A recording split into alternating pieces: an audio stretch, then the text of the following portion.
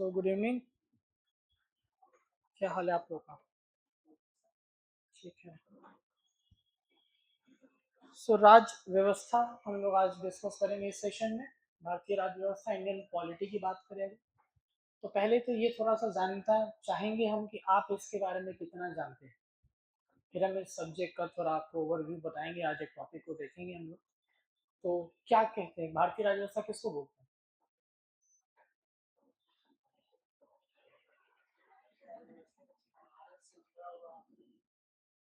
भारत से जुड़ा हुआ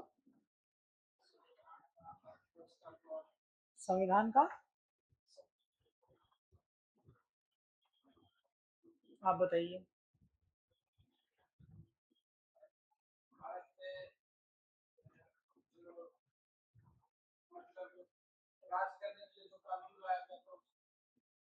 राज करने के लिए जो कानून लाया जाता है उसको।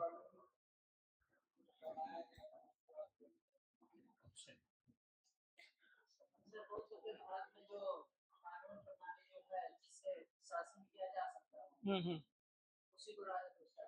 कानून प्रणाली जिससे शासन किया जा सकता है उसको राज्य व्यवस्था।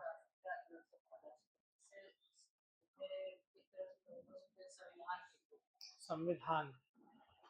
ठीक है। देखिए, हम लोग इसको जब डिस्कस करते हैं ना, ये वर्ड का मतलब ना इसके मीनिंग में ही छिपा हुआ है। तो भारतीय, पहले इसको देखते हैं, राज व्यवस्था। तो इंडियन पॉलिटी का हिंदी मतलब है राज व्यवस्था, भारतीय राज व्यवस्था। इस वर्ड को हम लोग तोड़ते हैं दो भाग में। ठीक।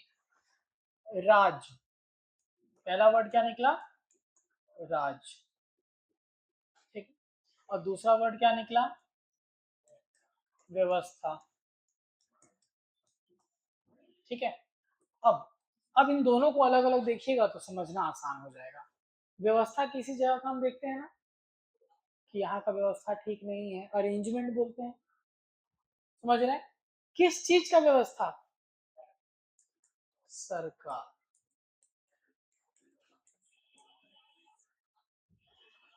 सरकार का क्या? व्यवस्था।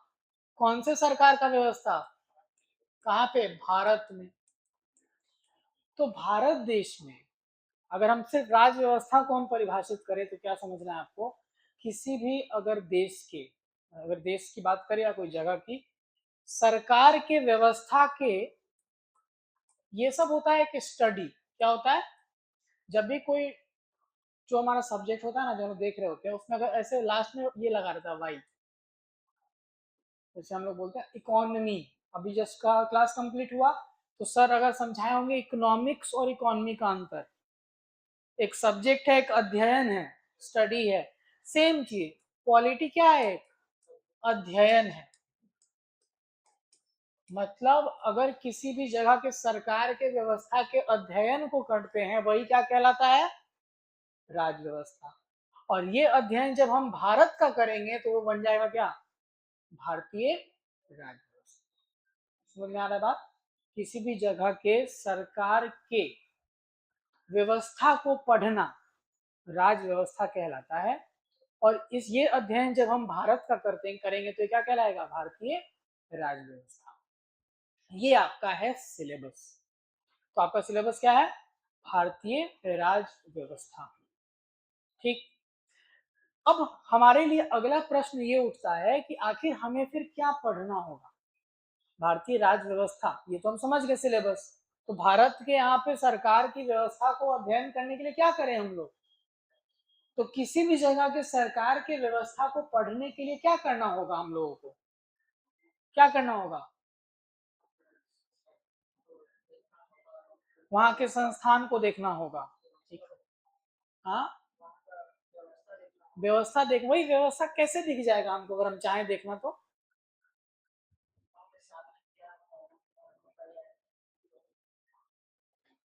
ध्यान से समझिएगा।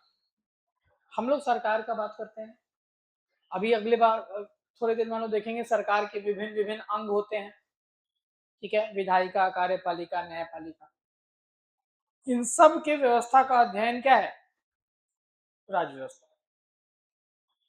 अब हमको जानना है कि ये राज व्यवस्था पढ़ने के लिए हम क्या करें ऐसा कि हमको भारत का राज व्यवस्था समझ में आ जाए।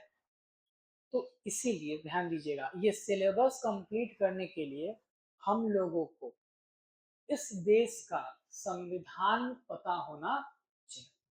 तो किसी भी जगह का सरकार का व्यवस्था जो है वो किस चीज में दिया जाता है, उस जगह के संविधान में। तो अगर हमको राज्य व्यवस्था को पढ़ना है तो हमको क्या करना होगा, हमको भारत का संविधान जो है उसको पढ़ना होगा। क्या पढ़ना होगा, संविधान भारत का। इसीलिए जब हम लोग सिलेबस को अगर हम लोग डिकोड करेंगे तो आपको दिखेगा कि 90%, पूरा 100 नहीं बोल सकते, 90% जो है, आवाज आ रहा है उधर,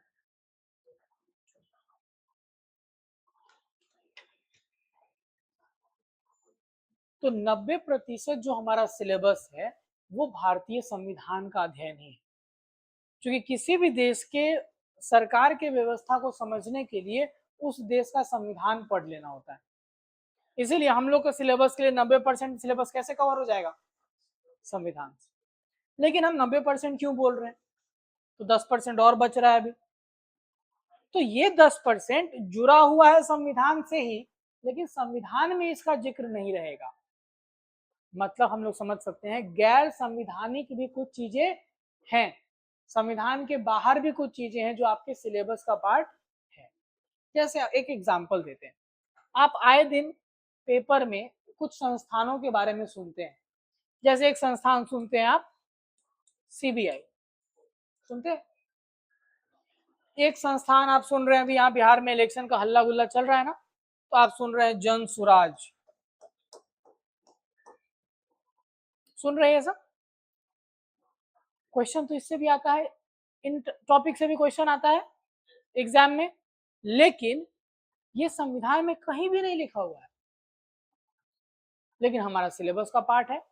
इसीलिए 10% चीजें ऐसी भी हमें पढ़नी है जो संविधान में नहीं दी हुई है। लेकिन ऐसा नहीं बोलेंगे कि संविधान के वो खिलाफ है, कहीं ना कहीं अपना जो बेस है, आधार है, वो कहां से निकाल रहे हैं, संविधान से निकाल, कहां से निकाल रहे हैं, संविधान से। जैसे चुनाव प्रक्रिया, चुनाव कराने वाला चुनाव आयोग, ये सब संविधान में है, लेकिन उस चुनाव में राजनीतिक दल भागीदारी करेंगे, पार्टिसिपेट करेंगे, ये चीज किसके बाहर दिया हुआ है, संविधान के बाहर दिया, लेकिन हमको पढ़ना है। समझ में आ रहा है बात। लॉ एंड ऑर्डर सिचुएशन, यानी कि अगर हम बात करें कानून को लागू कराना, ये सब जिम्मेदारी किसका होता है, कार्यपालिका का। उसके बारे में डिटेल प्रोविजन है संविधान में, लेकिन अलग से उसके लिए एक एजेंसी बनाई जाएगी सरकार के द्वारा, वो क्या है, सीबीआई। तो ये हम लोग को पढ़ना है। तो आधार इन सब का संविधान नहीं होगा, लेकिन 90% तो डायरेक्ट संविधान सिलेबस हो जाएगा। कुछ और चीजें हैं जो इसके बाहर, जो हम लोग कवर करेंगे। यहाँ तक समझ में आ रहा है।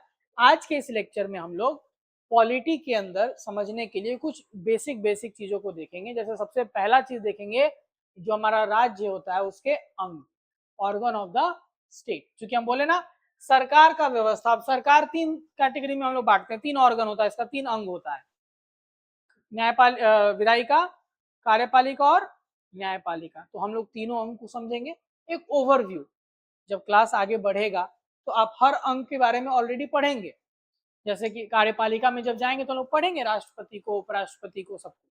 लेकिन अभी हम लोग आज के लेक्चर में इसका एक ओवरव्यू देखेंगे, क्योंकि इस पूरे के पूरे लेक्चर के दौरान आपको बहुत सारे ऐसे समय आएंगे जब हम आपके सामने वर्ड यूज करेंगे, जैसे राज्यसभा, हम बोलेंगे संसद, हम बोलेंगे सांसद, विधायक। समझ रहे बात को। अब ये टर्म हम बोलेंगे और आपको इसके बारे में जानकारी ही ना हो तो क्लियर नहीं होगा।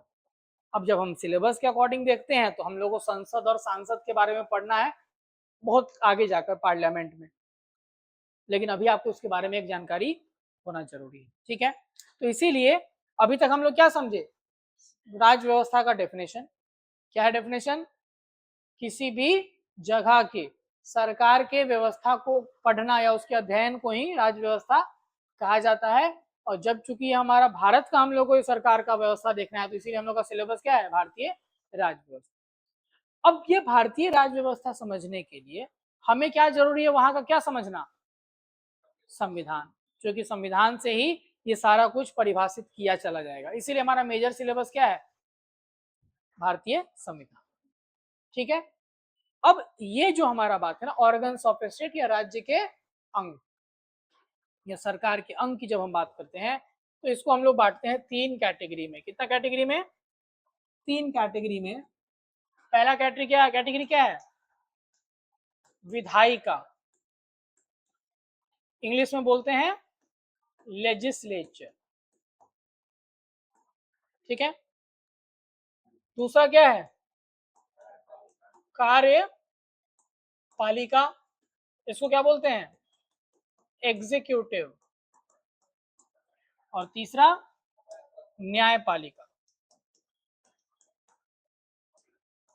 इसको क्या बोलते हैं? जुडिशियरी। क्या बोलते हैं? जुडिशियरी। अब हम लोग को चलना है थोड़ा बचपन में अपने स्कूल के दौरान। तो हम लोग एक बहुत फेमस चीज पढ़े स्कूल में, ऑर्गन्स ऑफ स्टेट। तीन ऑर्गन होगा भाई, लेजिस्लेचर, एग्जीक्यूटिव, जुडिशियरी, यानी कि विधायिका, कार्यपालिका और न्यायपालिका। तो कहा गया कि क्या काम है इनका? तो टीचर हम लोग क्या बताते थे? विधायिका क्या करेगा? कानून बनाएगा। बहुत अच्छा। विधायिका क्या करेगा? कानून बनाने का काम। कानून बनाने का काम किसका? विधायिका। दूसरा, एग्जीक्यूटिव क्या करेगा? कानून लागू करना। न्यायपालिका क्या करेगा?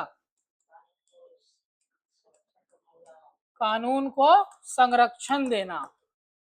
संरक्षण देना, और अगर कोई कानून का उल्लंघन करे तो उसको क्या करना? दंड देना। ठीक है। अब यहाँ पे ध्यान देंगे एक चीज को, हम लोग एक एग्जाम्पल से समझते हैं। सपोज आप गाड़ी से आए आज, बाइक से, तो आप हेलमेट लगा के आए होंगे। क्यों हेलमेट लगाए होंगे? सुरक्षा के लिए। और क्या कारण है? चालान कटता है, मतलब सरकार चाहती है कि आप सुरक्षित रहें, तो उसके लिए वो एक कानून बना दी कि बाइक पर हेलमेट लगाना जरूरी है। ठीक है। तो ये कौन किया होगा? ये काम, कानून कौन बनाया होगा? विधायिका। ठीक है। दूसरा, अब आप बोल रहे हैं कि चालान काट देगा। चालान कौन काटेगा? Traffic police. तो यही तो वहां पे बैठा हुआ है जो देख रहा है क्या कि आप हेलमेट पहने हो कि नहीं। तो ये क्या कर रहे हैं? कानून को। ठीक है। और अगर कोई आदमी कानून का को फॉलो नहीं कर रहा है, नहीं मान रहा है, कानून का उल्लंघन लगातार कर रहा है, तो क्या होगा उस केस में? अदालत में जाया जाएगा, अदालत उसको सजा दे सकता है। तो कानून का संरक्षण कर रहा है कौन? न्यायपालिका। एग्जाम्पल से समझिए, ये हुआ तीन अंग किसका? राज्य का। अब हम लोग को यहाँ पर एक चीज समझने के लिए, इसमें आगे हम लोग और देखेंगे भी, तो इसमें एक चीज समझने के लिए पहले एक इंपॉर्टेंट बात बताइए हमको। सरकार जो है हमारे देश में संघीय व्यवस्था वाली है कि एकात्मक व्यवस्था? कुछ सुना है इसके बारे में, संघीय और एकात्मक? हमारे यहाँ एकात्मक है।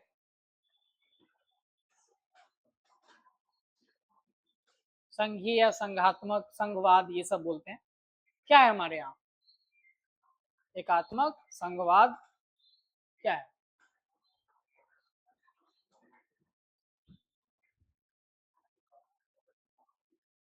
नहीं आइडिया? ध्यान दीजिए कैसे समझना है इसको, ये हम लोग का चैप्टर में है भी, लेकिन अभी बस थोड़ा सा ओवरव्यू आपको दे रहे हैं। जिस देश में,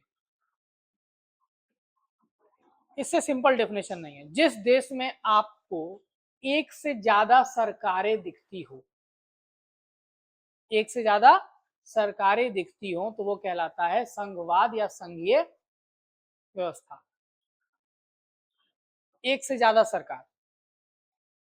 और जिस देश में केवल एक ही सरकार का गठन होता है, वो होता है एकात्मक व्यवस्था।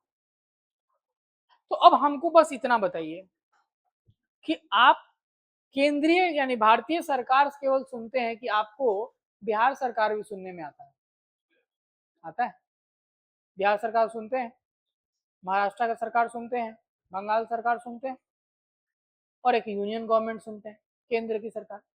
तो एक से ज्यादा सरकार बना ना, तो कैसा व्यवस्था होगा? संघवाद या संघीय। तो सिंपल ऐसे इसको डिफाइन अगर करे, परिभाषित करे, तो जिस देश में शक्तियों का विभाजन होता हो, जिस देश में क्या होता हो, शक्तियों का विभाजन होता हो दो या उससे ज्यादा यूनिट्स, इकाइयों में, वो कहलाता है संघवाद। ठीक है, इंग्लिश बोलते हैं फेडरेशन। क्या बोलते हैं? फेडरेशन। इसका मतलब ही है डिवीजन ऑफ पावर, शक्तियों का विभाजन अलग अलग इकाइयों के साथ, दो या दो से ज्यादा। और जिस देश में शक्तियों का विभाजन नहीं होता है, सारी शक्तियां एक इकाई में केंद्रित रहती हैं, ये कहलाता है एकात्मक प्रणाली। इंग्लिश में बोलते हैं यूनिटरी गवर्नमेंट।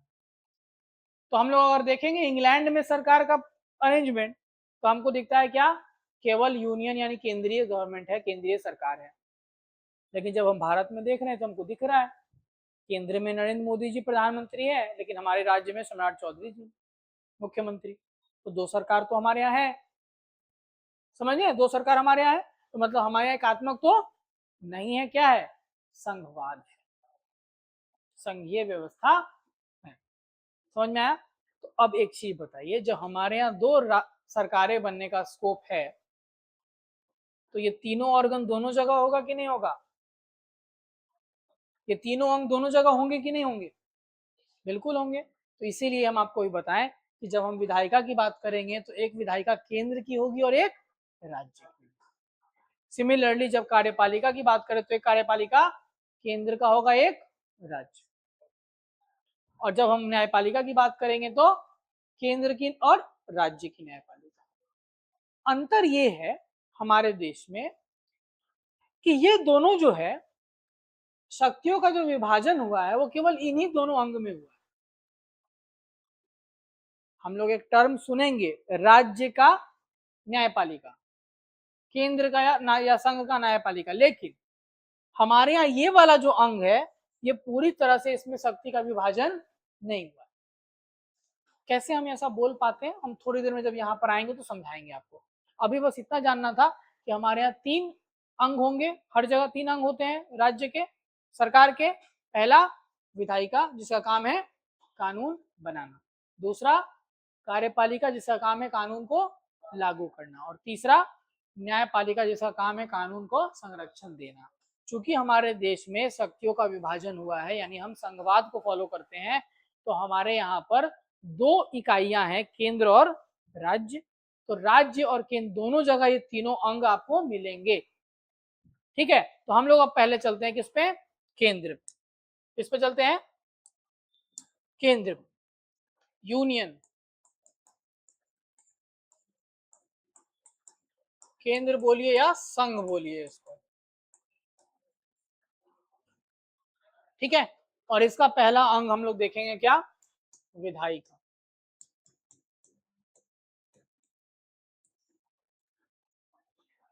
अब यहाँ पर विधायिका का, जो केंद्र की विधायिका है, उसका एक नाम है, और वो नाम क्या है?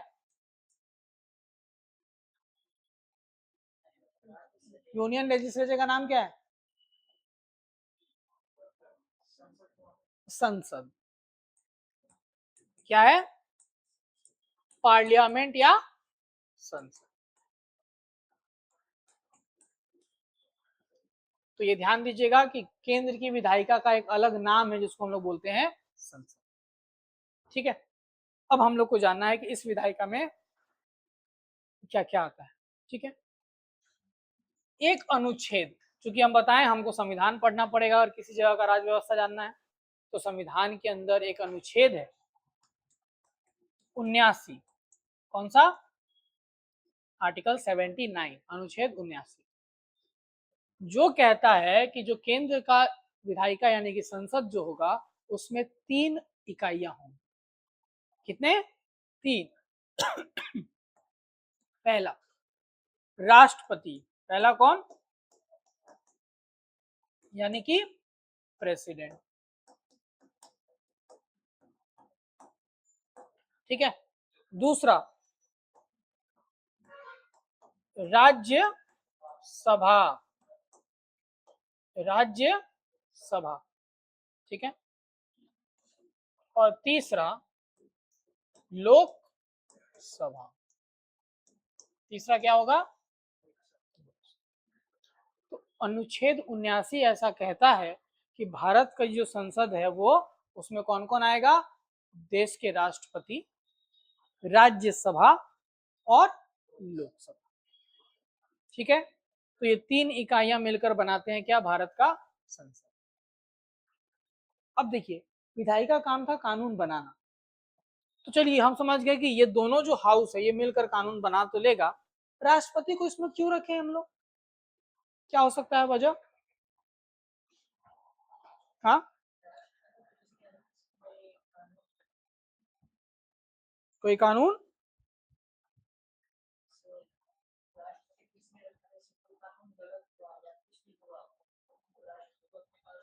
कानून गलत हुआ तब?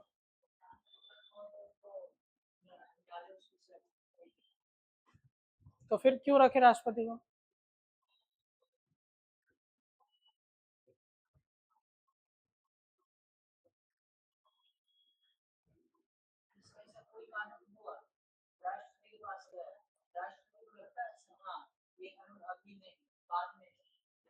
ध्यान से समझिए, कानून बनाने का जो प्रक्रिया है, कानून बनाने का जो प्रक्रिया है वो राष्ट्रपति के साथ ही समाप्त होगा।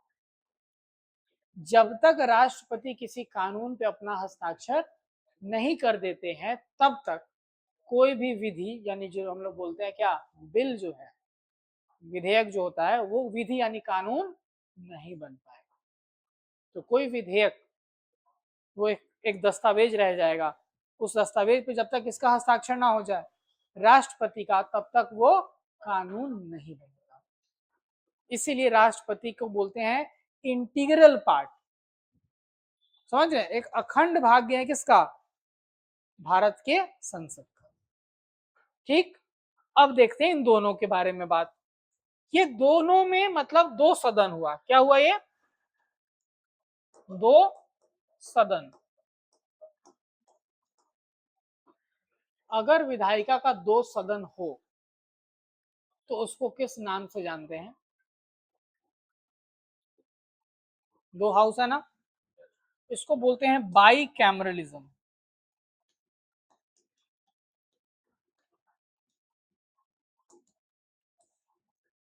बाई मतलब होता है दो, कैमरलिज्म मतलब होता है सदन, हाउस। तो जब दो सदन अगर होता है किसी भी जगह के विधायिका में, उसको बोलते हैं बाई कैमरलिज्म। और अगर आपसे हम एक क्वेश्चन पूछे जो इतिहास से रिलेटेड है कि भारत में विधायिका में दो सदन की शुरुआत कब हुई थी?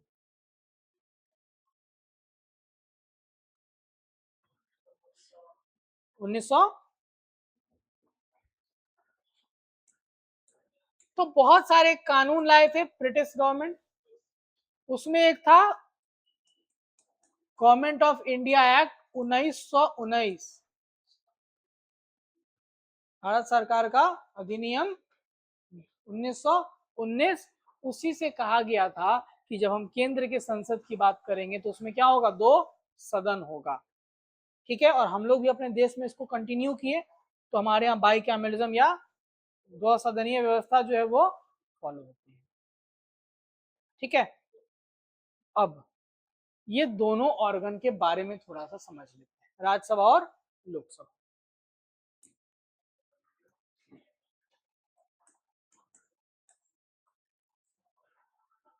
इसके बारे में अगर बात करें तो 80 अनुच्छेद, कौन सा अनुच्छेद? 80 आर्टिकल जो है उसमें दिया हुआ है इसका संरचना। राज्यसभा की संरचना किसमें दी गई है? अनुच्छेद 80 में। अब वो संरचना में क्या क्या जानना होता है कि दो हाउस हैं तो लोग ही तो होंगे, तो वो लोग कितने हो सकते हैं, वो लोग चुने कैसे जाएंगे, किस तरह के लोग होंगे, क्या सबका सबका निर्वाचन होता है कि कुछ लोग नमोनित पद के रूप में भी ऑफिस रखते हैं, ये सारा कुछ हम लोग संरचना में पढ़ते हैं जो किस आर्टिकल में है? 80 में। तो सबसे पहला जो इंफॉर्मेशन यहाँ से आपको निकालना है तो पहला इंफॉर्मेशन ये है कि हमारे यहाँ राज्यसभा के अंदर जो मैक्सिमम यानी सर्वोच्च स्ट्रेंथ जो होगा वो कितना हो सकता है, कितने लोग वहां अभी मैक्सिमम हो सकते हैं, है ना। तो आपको पहला आया क्या, मैक्सिमम स्ट्रेंथ।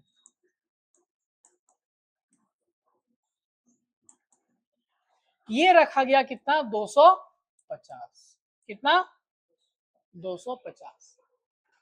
मतलब राज्यसभा में कुल सदस्यों की संख्या जो है वो मैक्सिमम कितनी हो सकती है, 250। अब सदस्य किस तरह के होते हैं, सदस्य दो तरह के होते हैं। सदस्य कितने तरह के होते हैं, इलेक्टेड और नॉमिनेटेड।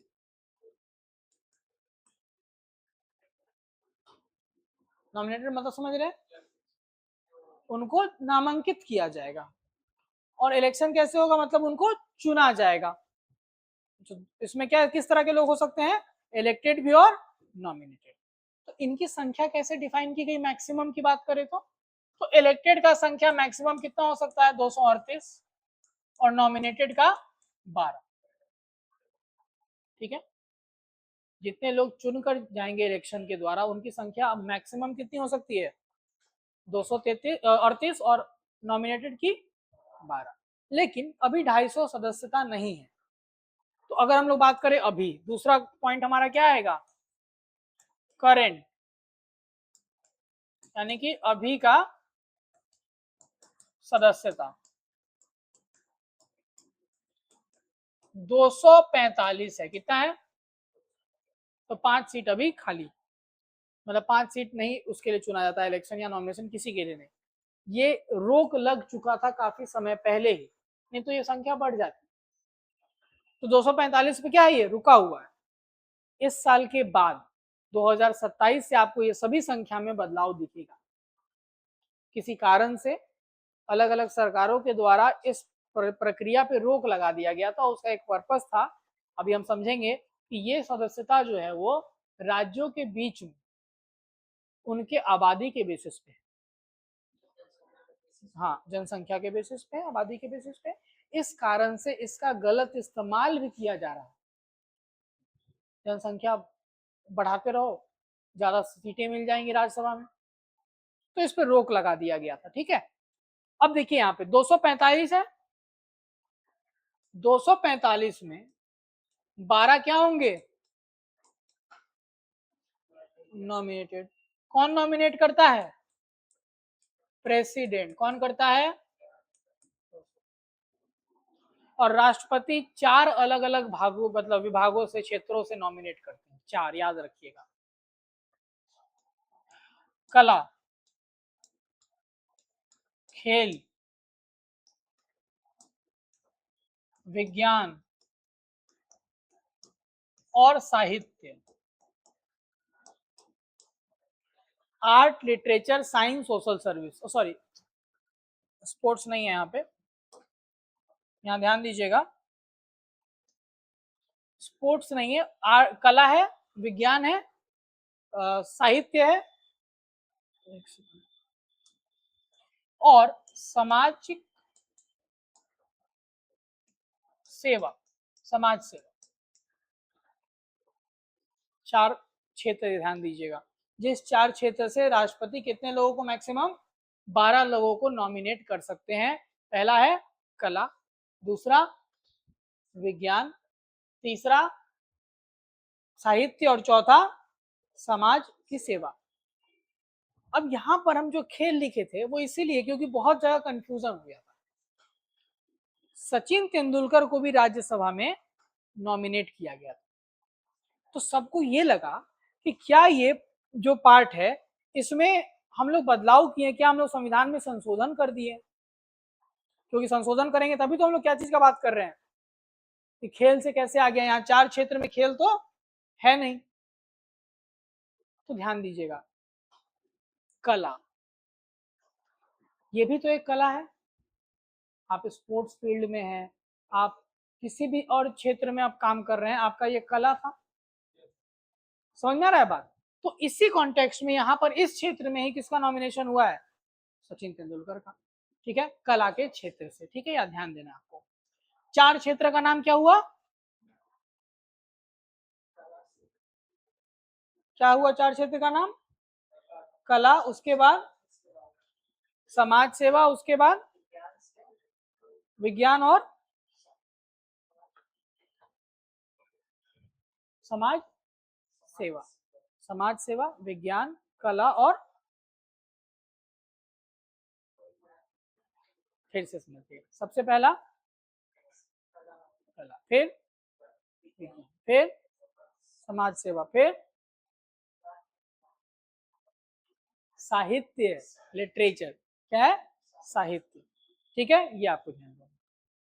यहां तक क्लियर है? चलिए एक सेकंड रुकिए।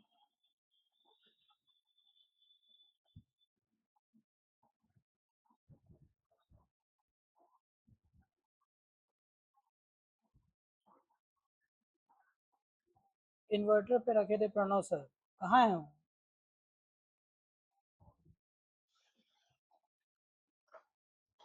यहाँ तक क्लियर हुआ? अब कितने लोग और निर्वाचित होंगे या इलेक्टेड होंगे? कितना बचा? 233। इनका क्या होगा? इलेक्शन, निर्वाचन होगा। इनका क्या होगा? निर्वाचन होगा। अब एक चीज बताइए, राज्यसभा हम वर्ड यूज कर रहे हैं, तो राज्यसभा का मतलब क्या हुआ? राज्यों की सभा। तो हमारे देश में जो राज्य हैं उनकी सभा लगती है। ठीक है, तो यहाँ पे किस जगह से लोग जाएंगे? राज्य से जाएंगे। कहां से जाएंगे? राज्य से जाएंगे। ठीक है ना? तो अब देखना है कैसे जाएंगे और कितना लोग किस राज्य से जाएगा। कैसे जाएंगे और कितना लोग किस राज्य से जाएगा, यही तो बचा अब जानना। तो अब ध्यान दीजिएगा, पहले यहाँ 233 लोगों की बात कर रहे हैं ना, इसको हम लोग 2 पार्ट में बांट देते हैं। पहला 225, पहला क्या? ये हमारे यहाँ कितने राज्य हैं? 28 राज्य हैं। कितने राज्य हैं? तो 28 स्टेट से कितने लोग चुने जाएंगे? तो 8 तो और रह गया। ये 8 कहां से है? तो हमारे यहाँ राज्य के साथ साथ एक और क्या है हमारा संरचना है? राज्य के साथ साथ केंद्र शासित प्रदेश, यूनियन टेरिटरी। यूनियन टेरिटरी, केंद्र शासित प्रदेश। तो अब ध्यान दीजिएगा, अगर अभी आपसे हम पूछे जीके का क्वेश्चन, कितने केंद्र शासित प्रदेश में सरकार बनती है? दिल्ली में बनती है। ठीक है, और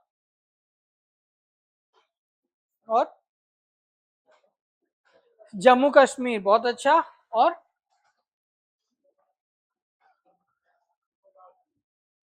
पुडुचेरी। तो 3 याद कर लीजिए, दिल्ली, जम्मू कश्मीर और पुडुचेरी। कितना सीट बचा था? 8। दिल्ली से 3, जम्मू कश्मीर से 4, पुडुचेरी से 1। ठीक है, क्यों 3 ही केंद्र शासित प्रदेश हमने चुना? क्योंकि क्या है, वहां पे सरकार है, वहां चुनाव होता है। समझ रहे ना, वहां पे क्या होता है? चुनाव होता है, वहां सरकारें हैं। ठीक, तो चुनाव जब होता है और वहां सरकारें अगर हैं, तो उस जगह पर विधायक लोग होंगे। तो जो लोग इसमें इलेक्शन में वोट करते हैं उनका प्रेजेंट होना जरूरी है। तो वहां पे चूंकि ऐसा संभावना है, तो केवल 3 जगह पे क्या हो रहा है? राज्यसभा का रिप्रेजेंटेशन हो रहा है। और बाकी 225 कितने राज्यों में बटेगा? 28 राज्यों में। किस बेसिस पे? 225 सीट है, 28 राज्य हैं, कैसे बटेगा ये? जनसंख्या के बेसिस पे। किस बेसिस पे? यानी पॉपुलेशन। तो क्या फॉर्मूला होगा? किस बेसिस पे जनसंख्या का इस्तेमाल करेंगे? तो ध्यान दीजिएगा, इसके लिए ना एक फॉर्मूला लगाया गया है। फॉर्मूला क्या है? 1 मिलियन यानी 10 लाख, 1 मिलियन आबादी जैसे काउंट होगा तो 1 सीट दे दिया जाएगा उस राज्य का। 1 मिलियन आबादी पे एक सीट। लेकिन ये चलेगा 5 मिलियन तक, यानी कितना लाख, 50 लाख। उसके बाद हो जाएगा हर 20 लाख पे एक सीट। समझे? आबादी के बेसिस पे जरूर सीट बट रहा है, सीट का बंटवारा होता है, लेकिन ये किसी फॉर्मूला के ऊपर है, और वो फॉर्मूला कहता है कि हर एक 10 लाख आबादी के ऊपर क्या करना है, एक सीट दे देना है। लेकिन ऐसा हम लोग करेंगे केवल पहले 50 लाख आबादी को गिनने तक। उसके बाद अब नियम क्या हो जाएगा, 20 लाख आबादी पर एक सीट दो। ठीक है, इस बेसिस पे क्या होगा, सीट बांट दिया जाएगा। अभी ध्यान दीजिएगा, हमारे यहाँ कहा तो गया था कि जो आबादी होगी वो सबसे लेटेस्ट जो जनसंख्या उसके बेसिस पे होगा, सेंसस के बेसिस। लेकिन अभी भी जो डेटा है वो कौन सा जनगणना का लिया जा रहा है, 1971। इस साल तक के लिए नियम, अगले साल से फिर जब सेंसस हमारा नया आ जाएगा तो उसका डेटा यूज होगा। ठीक है, यहाँ तक कोई दिक्कत नहीं है। हाँ,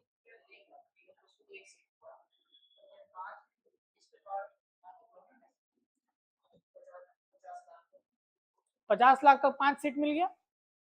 अब 70 लाख होगा तो छठा सीट मिलेगा, छठा सीट। 90 लाख होगा तो 7वां सीट। 1 करोड़ 10 लाख हुआ 8वां सीट। ठीक है, यहां तो कोई दिक्कत नहीं। अब ये जो हम फॉर्मूला आपको बताएं,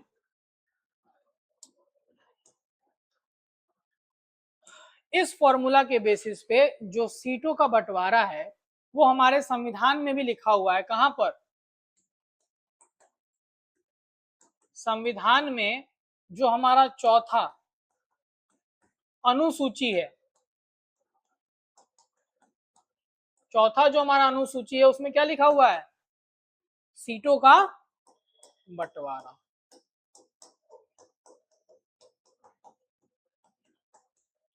सीटों का बंटवारा किस अनुसूची में है, चौथा।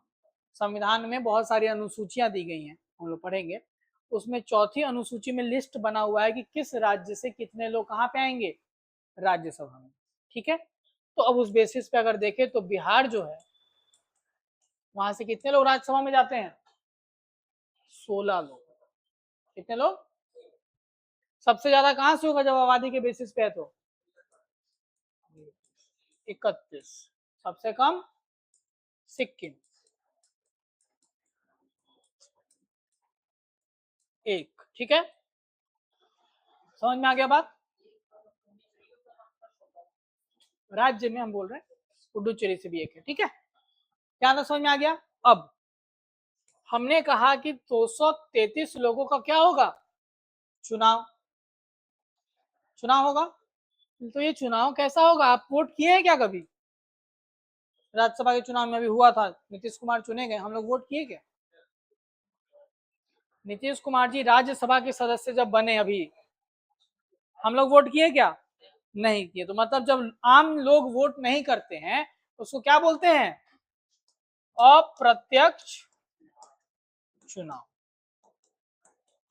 अप्रत्यक्ष इनडायरेक्ट इलेक्शन। हाँ ठीक है, अब अप्रत्यक्ष चुनाव से चुने जा रहे हैं ये लोग, हम लोग तो वोट कर नहीं रहे, तो वोट कौन करेगा, सांसद वोट करेंगे। ध्यान दीजिए, विधायक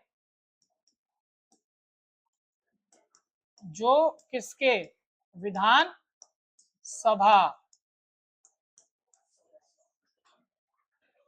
विधानसभा के जितने विधायक होंगे यानी उसके जो मेंबर होते हैं, एमएलए बोलते हैं, वो लोग वोट करते हैं यहाँ पर।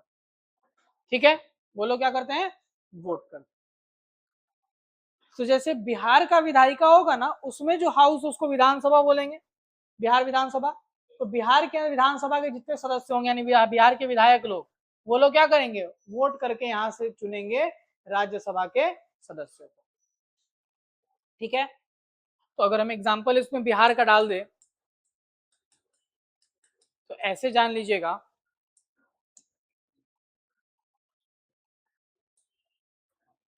कि बिहार में विधानसभा जो है उसका सदस्यता है 243। कितना? और ये 243 लोग वोट करके चुनेंगे कितने लोगों को? 16 एमपी, मेंबर ऑफ पार्लियामेंट। कहां से? राज्यसभा से। और एमपी का हिंदी अगर बोले तो होता है सांसद। क्या होता है? सांसद। ठीक, यहां तक समझ में आया? क्या होता है? सांसद। तो इलेक्शन इनडायरेक्ट होता है, हम लोग वोट नहीं कर रहे हैं, हमारे द्वारा चुने गए, क्योंकि विधायक को तो हम चुने, तो हमारे द्वारा चुने गए विधायक लोग अप्रत्यक्ष रूप से पार्टिसिपेट करके इलेक्शन में वोट। ठीक है, इसको बोलते हैं अप्रत्यक्ष चुनाव। ठीक है, चुनाव का तरीका अभी उस चीज को हम नहीं समझाएंगे, बस इतना जान लीजिए, हम यहाँ लिख देते हैं, ये हम लोग डिटेल में आगे पढ़ेंगे जब राज्यसभा को पढ़ेंगे। चुनाव का जो तरीका है वो है प्रोपोर्शनल रिप्रेजेंटेशन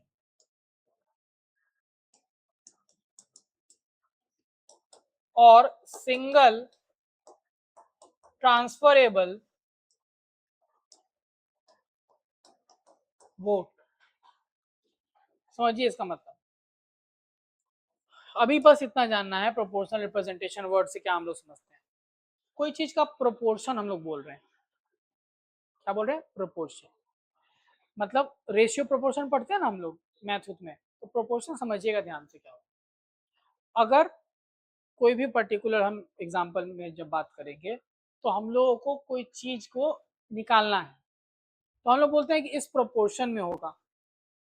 उसका मतलब ये होता है कि अगर हम इलेक्शन लड़ रहे हैं और हमें इतने प्रतिशत लोगों ने वोट दिया है, तो उतना ही प्रतिशत प्रोपोर्शन में हमको सीट मिल जाए भाई। तो अगर 16 सीट बिहार का है, ठीक है, 16 सीट बिहार में, इन पे इलेक्शन अगर होना है, जैसे अभी 5 सीटों पर इलेक्शन हुआ, ठीक है, विधायक लोग वोट किए। अब 243 विधायक में से 202 लोग एनडीए के हैं, ठीक है, तो वो 202 लोग तो चाहेंगे एनडीए का उम्मीदवार बने, तो उनका वोटिंग परसेंटेज अगर देखेंगे तो हमको दिखेगा कि लगभग 90% के आसपास ये लोग वोट कर रहे हैं, या 80% से 90%। तो 5 का भी 80% सीट, यानी कि 4 सीट 5 में से उनको मिल जाना चाहिए। अगर 90% है तो पांचों का पांचों सीट उनको मिल जाना चाहिए, और वही इस बार हुआ है। 5 का 5 सीट एनडीए को मिला, 2 बीजेपी को, 2 जेडीयू को, और एक आरएलएसपी जो हमारे उपेंद्र कुशवाहा जी हैं। समझ गया बात को? तो प्रोपोर्शनल रिप्रेजेंटेशन सिंपल ये कहता है कि जिस प्रोपोर्शन में आपको मत मिला है उतना ही प्रोपोर्शन में आपको सीट भी दिया जाएगा। समझ गया बात को? उसी प्रोपोर्शन में क्या मिलेगा? सीट भी आपको दिया जाएगा। और ये जो सिस्टम है ना, सिंगल ट्रांसफरेबल वोट, ये इस इलेक्शन में उतना कारगर नहीं है, राष्ट्रपति के चुनाव में हम समझेंगे। इसका सिंपल मतलब समझिएगा, अगर एक से ज्यादा कैंडिडेट इलेक्शन लड़ रहे थे और पहली बार में जब वोटिंग हुआ, तो यहाँ पर कुछ मिनिमम वोट चाहिए कि आपको इतना तो कम से कम आना चाहिए तभी विनर बनोगे। वो सपोज है 50%। कितना? तो जब तक 50% वोट आपको नहीं मिलेगा आप चुनाव नहीं जीत सकते। और अगर उस बार 4 लोग इलेक्शन लड़ रहे थे, कितने लोग? 4, तो ऐसा गारंटी है क्या कि चारों लोगों में से पहली बार में किसी को 50% आ जाएगा? हो सकता है वोट बढ़ जाए 20, 25, 30 ऐसा, तो फिर इलेक्शन दोबारा होगा क्या? नहीं हो। वहां काम आता है इस चीज का ट्रांसफर, मतलब आपने एक ही बार वोट किया, लेकिन आपका जो वोट है वो ट्रांसफरेबल है। ट्रांसफरेबल कैसे? बहुत आसान भाषा में देखिए, यहाँ पे एक एग्जांपल से समझाते हैं। ये राज्यसभा के चुनाव में नहीं अप्लाई होगा, ये प्रेसिडेंट के इलेक्शन में अप्लाई होता हुआ दिखता है। इस राष्ट्रपति का चुनाव है, तो मान लीजिए कि टोटल 100 लोग वोट कर रहे हैं। कितना लोग? और 4 कैंडिडेट इलेक्शन लड़ रहे थे, ए, बी, सी और डी। इस तरह के प्रणाली में वोटिंग कैसे होती है, नॉर्मल हम लोग जब जाएंगे वोट देने विधायक का इलेक्शन में या सांसद के इलेक्शन में लोकसभा के, तो हम लोग क्या देखते हैं कि हम लोग गए, 10 लोग इलेक्शन लड़ रहे थे, हमको जिसको जिताना उसके सामने बटन दबा दिया, ठीक है, वही करते हैं ना।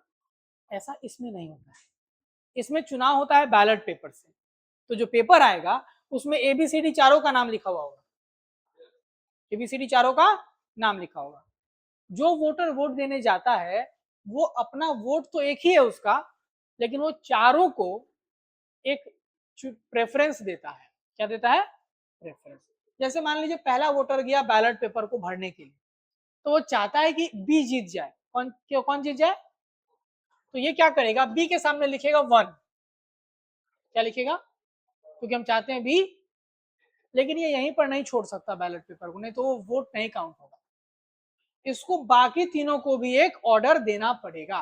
तो अगर इससे उसका मन होगा कि नहीं, बी के अगर नहीं जीतता है तो हम चाहते हैं बी के बाद सी जीत सकता है, तो उसी को देगा। जब तक ऐसा हर बैलेट पेपर में नहीं रहेगा वो वोट काउंट नहीं होगा, ठीक है। सारे वोटर से काम कर दिए, 100 वोटर थे सपोज।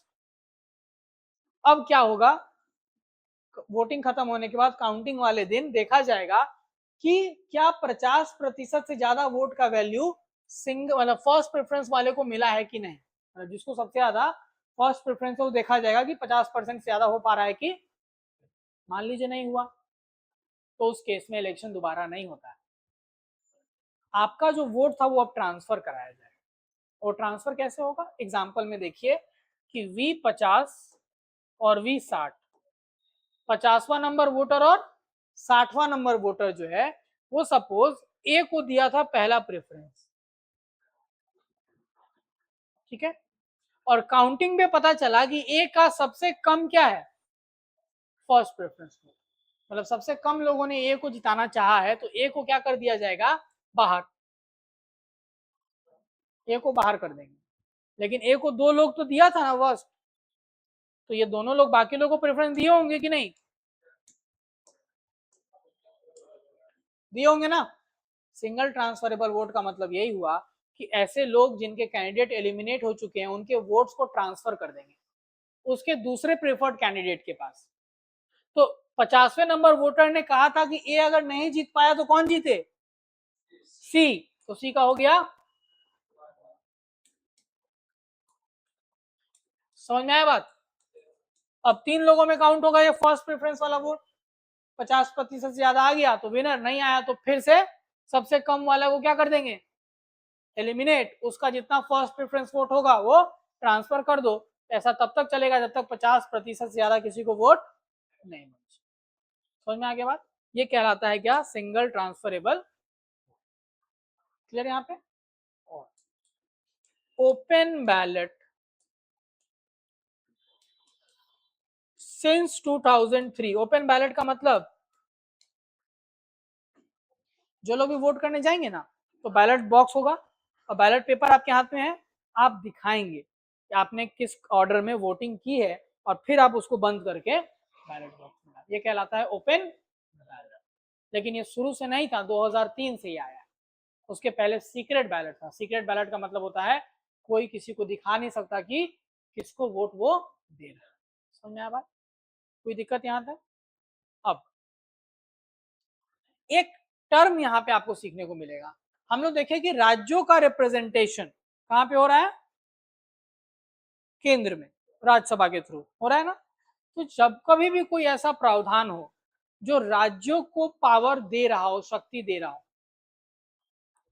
वो माना जाता है फीचर किसका, संघवाद का। क्योंकि पावर का डिवीजन किसके साथ हुआ था, राज्य के साथ। तो जब राज्य को शक्ति ज्यादा मिलती हुई दिखेगी तो वो क्या कहलाएगा, एक संघवाद का फीचर, ठीक है, विशेषता, ठीक है। लेकिन हम लोग यहाँ पर थोड़ा सा अलग है, किससे, अमेरिका से। अमेरिका से हम लोग थोड़ा सा अलग। कैसे, हम अभी देखे थोड़ी देर पहले हमने क्या देखा, जब सीट की संख्या की बात कर रहे हैं हम लोग, तो हमको दिख रहा है कि यहाँ पे ये अलग अलग लोगों, अलग अलग राज्यों को अलग अलग सीट है, किस बेसिस पे? आबादी। राज्यों का बराबर रिप्रेजेंटेशन हो रहा है क्या वहां पे? नहीं हो रहा है। इसको बोलते हैं, इस सिस्टम को बोलते हैं, जब हम लोग देखते हैं कि अनइक्वल रिप्रेजेंटेशन हो रहा हो, तो इसको बोलते हैं एसिमेट्रिक फेडरलिज्म।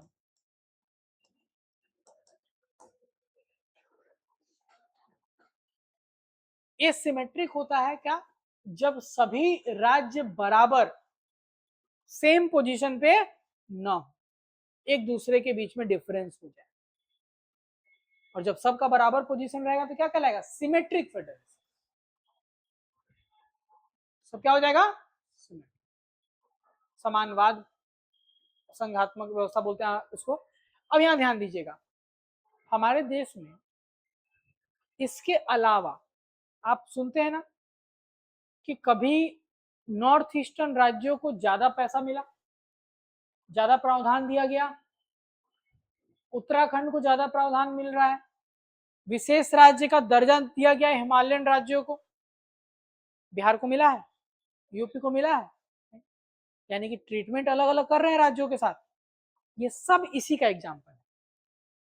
मतलब हमारे यहाँ पे शक्तियों का विभाजन हुआ है राज्यों के साथ, लेकिन सब राज्यों के पास बराबर शक्ति नहीं। समझ में आ रहा है बात? ये आपको राज्यसभा से भी समझ में आ जाता है, क्योंकि राज्यसभा में भी हर राज्य से बराबर लोग नहीं।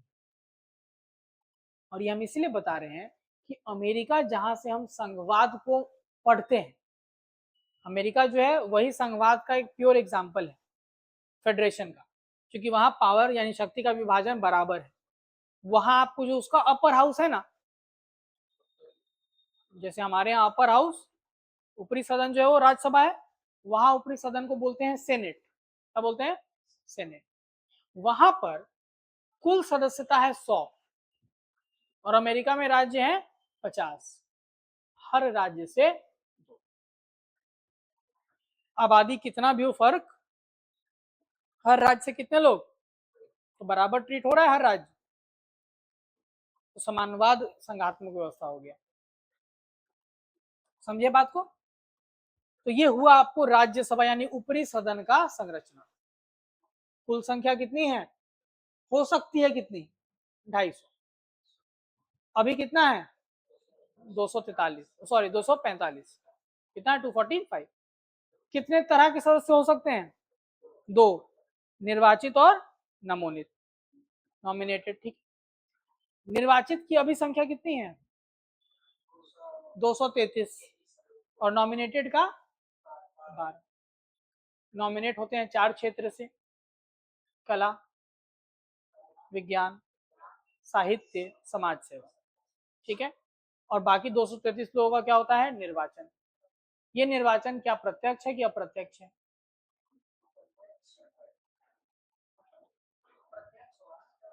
निर्वाचन प्रत्यक्ष होगा। प्रत्यक्ष कैसे होगा? हम ही तो क्या, अभी हमने वोट कर रहे हैं, हमारे द्वारा चुने गए विधायक कर।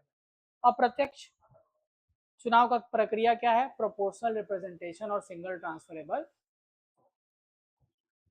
और इस 233 सीटों में जिनको हम लोग चुन रहे हैं, इन 233 सीटों में कहां कहां से लोग आ रहे हैं चुन के? तो 28 राज्य और 3 केंद्र शासित प्रदेश। 3 केंद्र शासित प्रदेश कौन कौन? दिल्ली से 3 सीट, जम्मू कश्मीर से 4 और पुडुचेरी से। केवल यही 3 इसीलिए क्योंकि यहाँ सरकार का बनने का गठन का स्कोप है। ठीक है। अब राज्य से कितने आ रहे हैं? 225। ये 225 सीट राज्यों में बांटा जाता है किस बेसिस पे, किस आधार पे? जनसंख्या। और जनसंख्या कहा गया था कि जो लेटेस्ट जनगणना होगा उसका लेना है, लेकिन अभी 2026 तक ये कौन सा जनगणना यूज हो रहा है? 1971 का। अब जनगणना के लिए क्या फॉर्मूला रखा गया?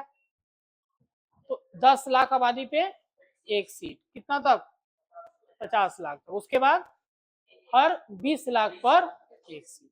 उस बेसिस पे जो सीटों का आवंटन है जो पूरा, वो किस अनुसूची में दिया हुआ है? चौथा अनुसूची संविधान का, जिसके तहत सबसे ज्यादा सीट किसके पास है? यूपी के पास 31, बिहार के पास 16 और सबसे कम सिक्किम के पास 1। ठीक है, ये पूरा का पूरा हुआ आपका किसका संरचना? राज्यसभा का, जो हमारा ऊपरी सदन है। यहाँ तक कोई दिक्कत? दूसरा सदन हमारा क्या है? लोकसभा। दूसरा क्या है? निचला सदन इसको बोलते हैं। और इसके लिए आर्टिकल है 81, 81। कौन सा आर्टिकल? 81। यहां भी हम लोग देखेंगे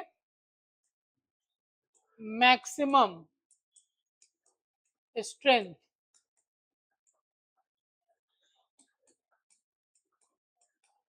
कितना हो सकता है? 550 मैक्सिमम स्ट्रेंथ बोला गया कि हो सकता है, इससे ज्यादा नहीं। ठीक है, अगले साल बढ़ जाएगा, अभी इतना ही मैक्सिमम है। लेकिन क्या 550 अभी स्ट्रेंथ हम लोग यूज कर रहे हैं? नहीं। तो करेंट यानी वर्तमान या तत्काल सदस्यता की बात करें तो कितना है?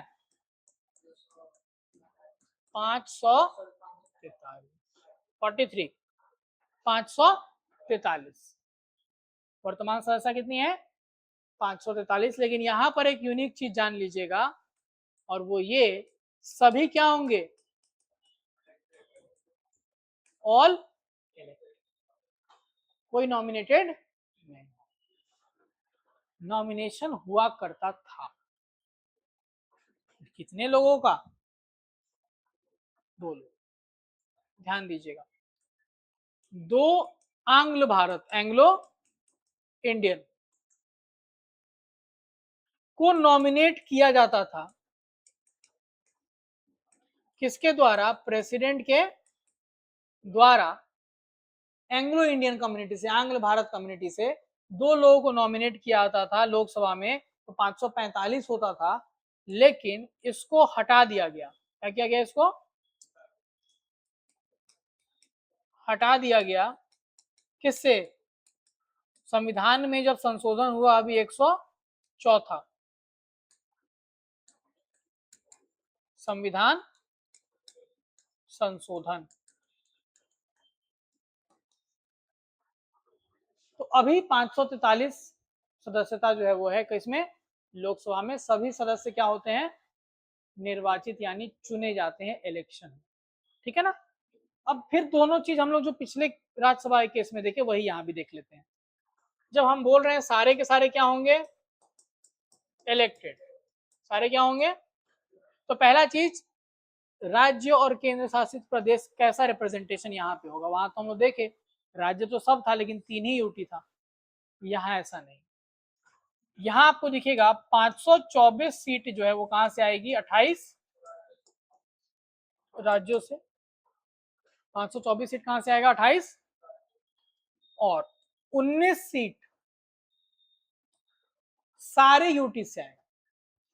मतलब 8 यूटीज का यहाँ पे रिप्रेजेंटेशन होता है। और 8 यूटीज क्या क्या है ध्यान दीजिएगा। यूटीज का नाम याद है सबको? हाँ, पहला केंद्र शासित प्रदेश, नंबर वाइज चलते, जम्मू कश्मीर से 5 लोग चुने जाएंगे। कितने लोग? सॉरी, दिल्ली से 7, दादरा नगर हवेली और एक और मर्ज कौन हुआ है? दमन दीव, उससे 2 लोग। और बाकी जो हमारा 5 बच गया, सब जगह से एक एक सीट। लद्दाख, पुडुचेरी, चंडीगढ़, अंडमान निकोबार और लक्षद्वीप, ये सब जगह से एक एक सीट, यानी टोटल हो गया 5। ठीक है, 19 सीट हो गया यहाँ पे। और 524 कहां से आ रहा है? 28 राज्यों से। तो वहां हम राज्यों वाला केस में फॉर्मूला देखे थे, यहाँ पे फॉर्मूला नहीं होगा। यहाँ पे ध्यान दीजिएगा, एक रेशियो को बस देखना है। राज्य को दिया गया सीट बटा राज्य की आबादी, ये सभी राज्यों के लिए बराबर होना चाहिए। ध्यान दीजिएगा क्या हम बोलना चाह रहे हैं यहाँ पे।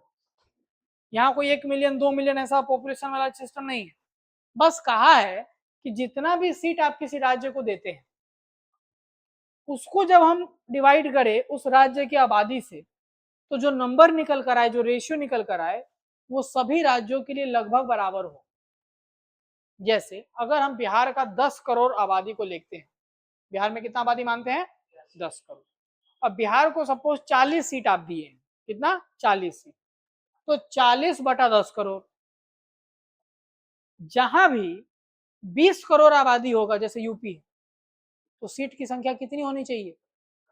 80। यही जान लेना। जहां भी आबादी 5 करोड़ हो, सीट का संख्या कितना हो जाए? 20। मतलब ये जो रेशियो है, ये जो भाग निकल कर आएगा, ये सभी राज्यों के लिए लगभग बराबर होना चाहिए। इस तरह से सीटों को बांटा जाएगा। ठीक है ना? तो ये भी हो गया किस बेसिस पे? ऑब्वियसली आबादी के बेसिस, जनसंख्या के बेसिस पे। ये भी जनसंख्या के बेसिस पे कहा गया था कि हर जनगणना होने के बाद इसको अपडेट कर देंगे, लेकिन ये रुका हुआ है अभी भी। कौन सा सेंसस? 1971, इस साल तक के लिए रुका हुआ है। ठीक है। और दूसरा चीज क्या ध्यान देना है यहाँ पर, ये जो हम बताएं आपको, सॉरी, ये जो अभी आपको हम बताएं, ये हुआ पहला एस्पेक्ट। दूसरा, सीटों को राज्य में संसदीय क्षेत्र में बांटा जाएगा। संसदीय क्षेत्र में बांटा जाएगा। कौन सा बेसिस पे? हर क्षेत्र बराबर आबादी रखता हो, ऐसे समझिए। हम कहें कि हर सीट, ये वाला समझ में आ गया, तो बिहार को 40 सीट मिल गया। अब दूसरा एक और नियम को फॉलो करना होगा। ये 40 सीट को बिहार में ऐसे क्षेत्रों में बांटिए, 40 ऐसे संसदीय क्षेत्र में बांटिए कि हर क्षेत्र का आबादी लगभग बराबर। हमारे यहाँ 38 जिला है, आपको पटना जिला में दिख रहा है कि 2 संसदीय क्षेत्र हैं, पाटलिपुत्र और पटना साहिब। वेस्ट चंपारण में भी 2 संसदीय क्षेत्र हैं। तो यानी कि ये जिला बेसिस पे तो नहीं है, आबादी बेसिस पे ही है। और वही कहा गया है कि ये संसदीय क्षेत्र ऐसे बनने चाहिए कि हर संसदीय क्षेत्र में लगभग आबादी बराबर हो। तो अगर 40 करोड़ है, सॉरी 10 करोड़ है और कितना सीट है? 40 सीट है, तो हर क्षेत्र में 25 लाख आबादी लगभग होना चाहिए। तो क्या होगा? 40 सीट में 25-25 लाख वाला आबादी क्षेत्र बन गया। समझ में आ रहा है बात हम क्या बोलना चाह रहे हैं? बिहार को 40 सीट तो मिल गया, वो अब आबादी के बेसिस पे ही मिला है, लेकिन क्या बिहार में जितने जिले हैं सब में आबादी बराबर है? नहीं है। इसीलिए जरूरी क्या है कि ये 40 सीटों को बिहार में अलग अलग क्षेत्रों में बांटा जाए, और उसके लिए संसदीय क्षेत्र बनेगा 40, और हर संसदीय क्षेत्र में कोशिश ये करना है कि आबादी बराबर। इसीलिए इसका बाउंड्री और डिस्ट्रिक्ट बाउंड्री अलग होगा। इसका बाउंड्री और डिस्ट्रिक्ट का जो बाउंड्री होगा, ये दोनों बाउंड्री अलग अलग होगी। ठीक है, एक संसदीय क्षेत्र का जो बाउंड्री होगा वो अलग होगा, और जब हम बात करते हैं किसका, डिस्ट्रिक्ट का, वो बाउंड्री अलग। समझ में आ गया बात? यहाँ तो कोई दिक्कत नहीं है। तो अब 40 क्षेत्र में बिहार बट गया। बिहार कितने क्षेत्रों में बट गया? 40। तो बिहार में आया 40 क्षेत्र। ठीक, अब हर क्षेत्र से एक सांसद, एक सांसद, इसको मेंबर ऑफ पार्लियामेंट बोलेंगे, लोकसभा का, इलेक्ट होगा। क्या होगा? इलेक्ट होगा। किसके द्वारा? भारत के, सॉरी हम बिहार का बात करें तो यहाँ पे ऐसा समझिए, लोगों के द्वारा, लोगों के द्वारा मतलब चुनाव कैसा हो गया, प्रत्यक्ष। लोग डायरेक्टली चुन रहे हैं तो कैसा चुनाव हो जाएगा, प्रत्यक्ष चुनाव हम लोग यहाँ पर बात करते हैं। क्या बात करते हैं, प्रत्यक्ष चुनाव हमारे यहाँ होता है, क्योंकि लोग कौन कर रहा है, डायरेक्टली वोट कर रहे हैं। तो लोकसभा के चुनाव में लोग क्या करते हैं, डायरेक्टली वोट करते हैं और अपने यहाँ से एक सांसद को चुनते हैं अपने संसदीय क्षेत्र से, और वो जाके कहाँ बैठेंगे, लोकसभा। कहाँ बैठेंगे, लोकसभा। तो बिहार के 40 क्षेत्रों में हर एक क्षेत्र से आदमी के द्वारा, लोगों के द्वारा एक आदमी को चुना जाएगा एज अ सांसद। ठीक है। इलेक्शन का जो तरीका है, वहां था प्रोपोर्शनल रिप्रेजेंटेशन, यहां पे तरीका का नाम है first past the post system.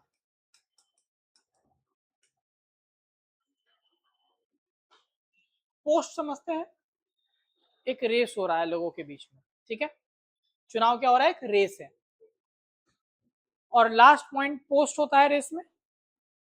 जो उस पोस्ट को पार कर गया सबसे पहले, वो जीत जाए। अब देखिए ध्यान से, हो सकता है कि इस रेस में 10 उम्मीदवार दौड़ रहे थे और 10 के 10 काफी लेजी, मतलब 100 मीटर का मात्र रेस था और 5 मिनट से सब दौड़ ही रहे हैं, बट कोई ना कोई तो जीतेगा। तो 5 मिनट 1 सेकेंड पर एक आदमी कंप्लीट कर लिया, पोस्ट को पास कर गया, फिर बाकी लोग 5 मिनट 10 सेकेंड 11 सेकेंड ऐसे हुए, जीतेगा कौन, 5 मिनट 1 सेकेंड वाला। लेकिन आपको लगता है ना कहीं इस केस में, इस रेस में जो है वो जीतना डिजर्व नहीं कर रहा था, वो मतलब ही नहीं है उससे। आपके साथ जितने लोग रेस में हैं, आपको उनसे बस आगे निकालना, समझा। तो इसीलिए अगर मान लीजिए कोई इलेक्शन था, लोकसभा का चुनाव हुआ, और उस चुनाव में टोटल वोटिंग जो हुआ, कैंडिडेट खड़े हुए थे 7 लोग, कितने लोग, 7।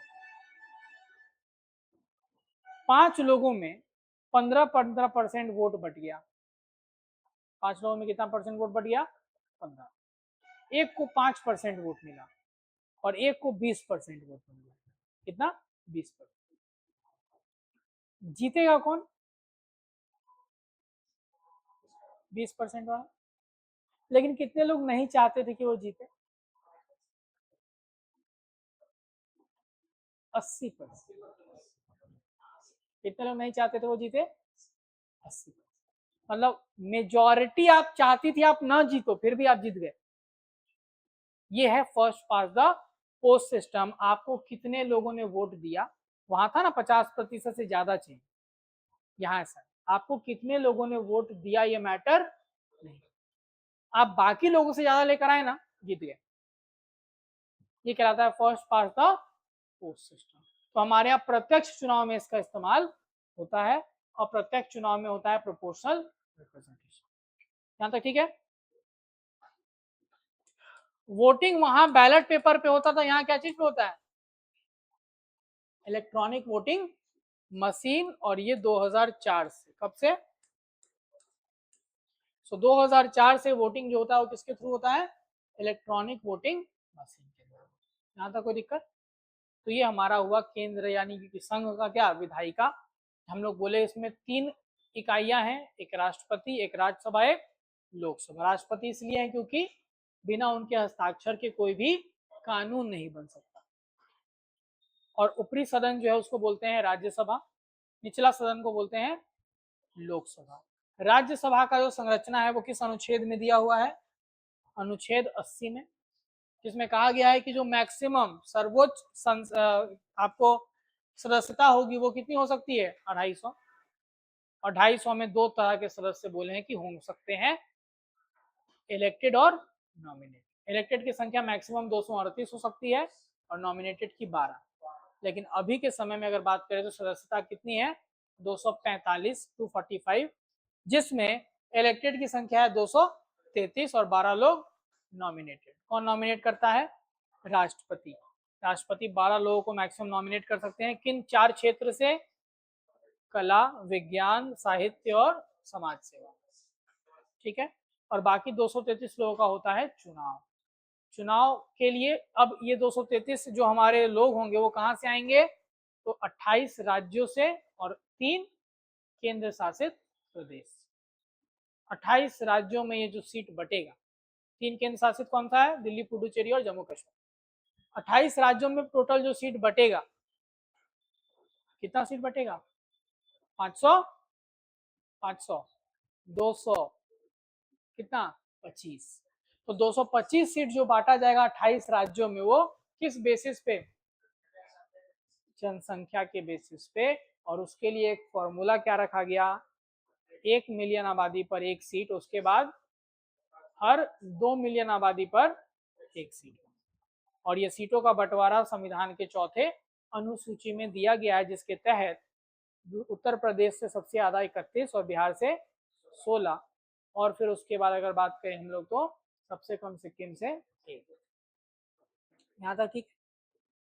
अब इन सारे के सारे सीटों पर लोग चुनकर जाएंगे, बिहार से 16 लोग जाएंगे, लेकिन ये कैसे चुने जाएंगे, इलेक्शन कैसा होगा, इनडायरेक्ट, अप्रत्यक्ष रूप से। तो हम लोग डायरेक्टली वोट नहीं कर सकते, हम लोग जिनको चुने थे यानी विधायक लोग, वो हमारे बिहार पे वोट करेंगे और चुनेंगे 16 लोगों को। वोटिंग का तरीका होता है प्रोपोर्शनल रिप्रेजेंटेशन, जितना प्रतिशत आपको वोट मिलेगा उतना प्रतिशत सीट मिलेगा। और इलेक्शन किस तरह से होगा, सिंगल ट्रांसफरेबल वोट्स। और बैलेट कौन सा रहेगा, ओपन बैलेट, लोगों को दिखाकर आप वोट कर। 2003 से ओपन बैलेट इस्तेमाल हो रहा है। क्योंकि हर राज्य को बराबर रिप्रेजेंटेशन नहीं मिला है, इसीलिए हम लोग बोलते हैं कि हमारा देश में क्या है, असमानवाद संघवाद, सिमेट्रिक फेडरलिज्म, ठीक है, या समता करके बोलते हैं। और ये यूएस में हम लोग को दिखता है कि 50 राज्य हैं तो हर राज्य से 2-2 लोग जाते हैं राज्यसभा में, यहाँ ऐसा नहीं, ठीक है। यहाँ तक लोकसभा जो हमारा निचला सदन है उसकी बात करेंगे तो हम लोग को क्या दिखेगा कि यहाँ पर मैक्सिमम स्ट्रेंथ की संख्या मतलब कितनी हो सकती है सदस्यता, 550, जिसमें 530 राज्यों से आएंगे और 20 केंद्र शासित प्रदेशों से। अभी की सदस्यता जो है वो है 543, 524 राज्यों से आ रहे हैं और 19 केंद्र शासित प्रदेशों से। सब के सब सीट पर इलेक्शन होगा डायरेक्ट। क्या होगा, तो कोई नॉमिनेटेड मेंबर नहीं। पहले 2 लोगों का नॉमिनेशन हो सकता था, कहां से, आंग्ल भारत, एंग्लो इंडियन कम्युनिटी से, लेकिन वो 104 संविधान संशोधन से हटा दिया गया 2020 में, ठीक है। तो अब 543 लोग सारे के सारे इलेक्टेड, जिसमें 524 कहां से आएंगे, राज्य से, 19 कहां से आएंगे, केंद्र शासित प्रदेश। इसके लिए जो सीट को बांटा जाएगा राज्यों में वो भी पॉपुलेशन के बेसिस पे होगा, लेकिन यहाँ पर कोई फॉर्मूला नहीं है। 2 चीजें ध्यान दी जाती हैं। पहला क्या, उस राज्य को जितना सीट दे रहे हैं और उसका जो आबादी है इसका जो भाग होगा वो सभी राज्यों के लगभग बराबर होना चाहिए। और उस बेसिस पे मान लीजिए बिहार को कितना सीट है, 40, तो बिहार की ये 40 सीटें जो है वो फिर 40 संसदीय क्षेत्र में बांटी जाएंगी, और वो भी किस बेसिस पे होगा, आबादी के, कि हर क्षेत्र से बराबर आबादी मिलता, ठीक है। और हर संसदीय क्षेत्र से एक आदमी को लोगों के द्वारा डायरेक्टली चुना जाएगा एज द सांसद या member of Lok Sabha from that area, ठीक। इलेक्शन हम लोग, इस इलेक्शन को हम लोग बोलते हैं first past the post system. मतलब जो भी पोस्ट को पहले पास कर जाए या अपने साथ वालों से ज्यादा लेकर आ जाएगा वो क्या हो जाएगा, विनर। समझ के बात को। तो ये हुआ आपको लोकसभा का संरचना जो हम लोग बात करते हैं। अब यहाँ पर हम एक चीज बस बताएंगे आज, उसको फिर हम लोग क्लास को खत्म करेंगे आज का। और वो चीज ये है कि ये चुनाव जो है लोकसभा का, ये किस मामले में महत्वपूर्ण है। तो ये पूरा का पूरा विधायिका जो है ये जरूरी है समझना, क्योंकि हम लोगों को इसके अगला जो ऑर्गन मिलेगा यानी कि कार्यपालिका, वो इसी पे डिपेंड करता है। जैसे सिंपल समझिएगा, एक सेंटेंस पूरा ध्यान से, जिस राजनीतिक दल या जो हम लोग को कोalition को बोलते हैं क्या, मिलीजुली सरकार, गठबंधन, तो कोई जिस भी राजनीतिक दल या गठबंधन को लोकसभा में बहुमत प्राप्त होगा उसे केंद्र में सरकार बनाने का न्योता दिया जाता है और उसके द्वारा चुना गया नेता देश का प्रधानमंत्री के रूप में नियुक्त होता है। ठीक है, तो सिंपल समझेंगे, 2024 में लोकसभा का चुनाव जब संपन्न हुआ और जिस दिन रिजल्ट आया उस दिन एक गठबंधन एनडीए उसको 293 सीटें मिली और 543 लोकसभा की सीटें, तो बहुमत का आंकड़ा होता है 272। तो 272 या उससे ज्यादा जिस पार्टी या गठबंधन को मिलेगा उसको न्योता दिया जाए कि आप सरकार बनाओ। तो एनडीए को न्योता मिला क्या बनाने का, सरकार, और एनडीए के द्वारा चुना गया नेता लीडर, तो अब इलेक्शन का रिजल्ट आएगा उसके अगले दिन बोलते हैं संसदीय दल की बैठक एनडीए की, मतलब 293 लोग बैठेंगे और वो 293 लोग अपना एक नेता चुनेंगे कि लोकसभा में आप हम लोगों को लीड करिए। वो जिसको भी अपना नेता चुनेंगे वही आदमी नियुक्त किया जाएगा एज प्रधानमंत्री देश का, राष्ट्रपति के द्वारा। समझ गया बात को। तो रिजल्ट आया, एनडीए की बैठक हुई, एनडीए की बैठक में श्री नरेंद्र मोदी जी को संसदीय दल का नेता चुना गया बिना कोई अपोजिशन के। अब ये प्रस्ताव राष्ट्रपति के पास जाता है, राष्ट्रपति फिर प्रधानमंत्री नरेंद्र मोदी को क्या किए, अपॉइंट किया as the prime minister of India. समझ में आया। तो इसीलिए लोकसभा जरूरी है, क्योंकि इसका जो चुनाव है यही डिसाइड करता है केंद्र में किसकी सरकार बनेगी और कौन हमारा प्रधानमंत्री होगा। लेकिन अगर आपसे पूछ दे एक सवाल कि प्रधानमंत्री क्या केवल लोकसभा के होने चाहिए, क्या राज्यसभा का इसमें कोई रोल, राज्यसभा से कोई आदमी प्रधानमंत्री बन सकता है? हाँ, राज्यसभा से प्रधानमंत्री बन सकता है? लोकसभा से ही बनना चाहिए कि राज्यसभा से बन सकता है?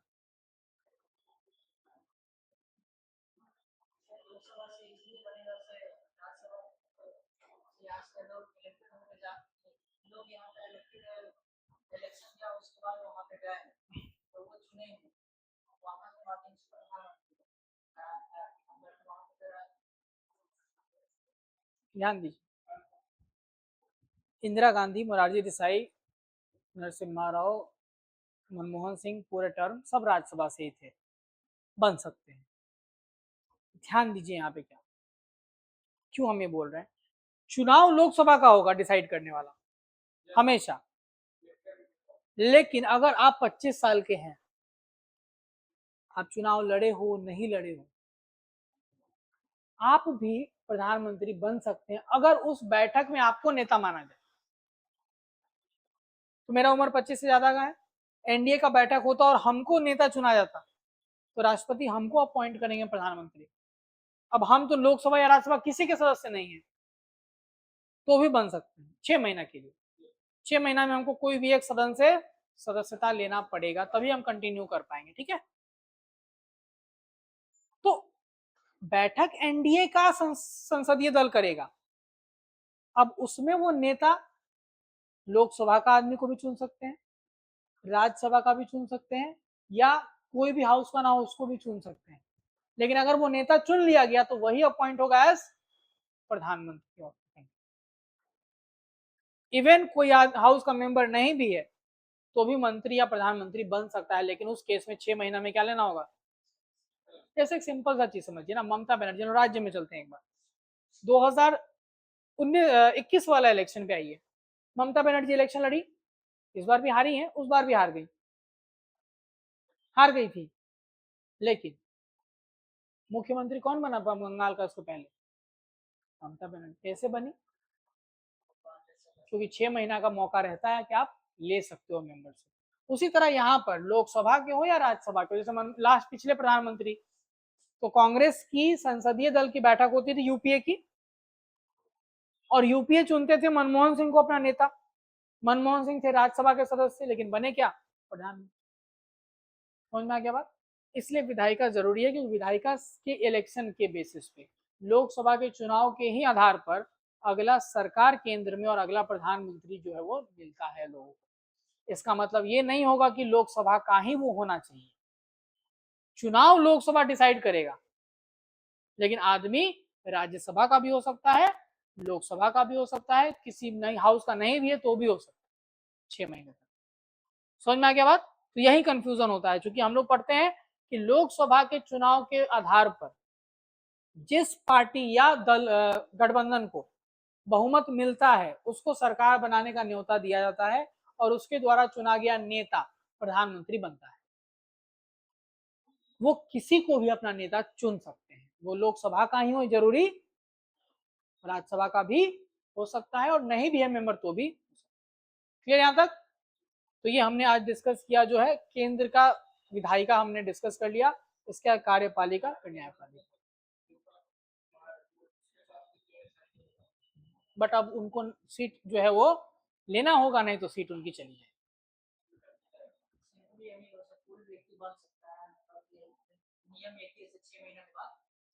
नियम ये कहता है कोई भी मंत्री लगातार 6 महीने तक बिना सदस्य के रूप में नहीं रह सकता। लगातार वर्ड यूज किया हुआ। तो जैसे हो सकता है कोई एक बार चुन लिया गया और चुनने के बाद वो हट गया, सदस्य नहीं रहा, तो भी वो मंत्री फिर बन सकता है, फिर 6 महीना में। लगातार 6 महीने से ज्यादा अगर आप सदस्य नहीं है किसी भी एक हाउस के, तो आप मंत्री रहने के लिए योग्य नहीं। समझ में आ गया। यहाँ तक कोई दिक्कत नहीं है, इतना पार्ट क्लियर हुआ। जब भी क्लासेस आगे बढ़ेंगे तो हम लोग इसी में फिर आगे जाएंगे, कार्यपालिका, न्यायपालिका, फिर राज्य का भी, फिर विधायिका, कार्यपालिका और न्यायपालिका कैसे एक तरह से जुड़े हुए हैं एक दूसरे से, वो हम लोग समझेंगे। ठीक है। कल जो होगा वो 2 और सब्जेक्ट का डेमो होगा, एक केमिस्ट्री का, ठीक है, और एक बिहार स्पेशल का। ठीक है, कल आखिरी 2 डेमो, यही 4 टाइम 4 बजे। ठीक है।